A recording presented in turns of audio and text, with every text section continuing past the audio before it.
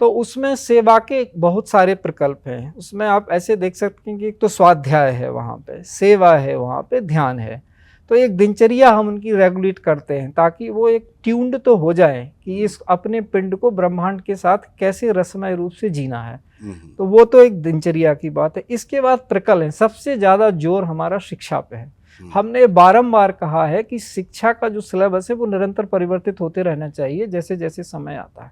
तो उसमें एक होता है कि 50% शिक्षा जीवन कैसे जिए इस पे है, तो हमारा शिक्षा का प्रॉब्लम। 25% शिक्षा इस बात की होनी चाहिए कि हम क्या नवीन शोध करें, और केवल 25% शिक्षा इस बात की होनी चाहिए कि हमारी जो आजीविका है उसमें हम एक्सेल कैसे करें।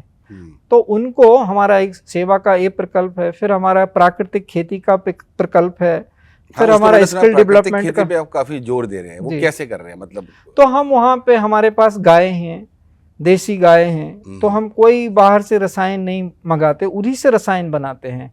गाय का गोबर, गाय का मूत्र, धरती कुछ, थोड़ा गोबर, थोड़ा गुड़, कुछ वनस्पतियाँ, जैसी जैसी आवश्यकता है। हम जहाँ दर्पण आश्रम बना है उसकी पहली वाली अगर आप देखेंगे तो पूरा पत्थर ही पत्थर है। वहाँ हमें ज़मीन मिली इसलिए है कि वहाँ पे पत्थर ही था, कोई देखता ही नहीं था उसको।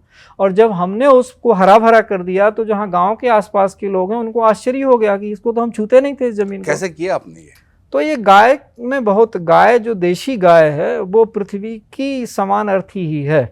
अच्छा। हाँ, तो उसका जो गौमूत्र है, गोबर है, उसको अगर पत्थर पे भी आप डालेंगे तो पत्थर पिघल जाता है और फिर थोड़ी साधना होती है। कितना समय लगता है ये सब होने में? जैसे अब आप समझिए 2018 में हमने दर्पण आश्रम की स्थापना की थी और 2020 तक फसल लहलहा रही थी। मतलब मात्र 2 साल के अंदर ही आपने ये परिवर्तन कर दिया।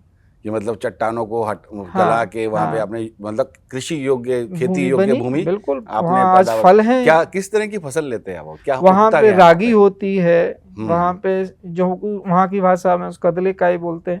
इस तरह टमाटर, आप भटा, बैगन, ये सब बोलिए, ये सारे चीजें वहाँ पे होती हैं। तो क्या आपके कुछ प्रोडक्ट मार्केट में बिकने के लिए भी आते हैं?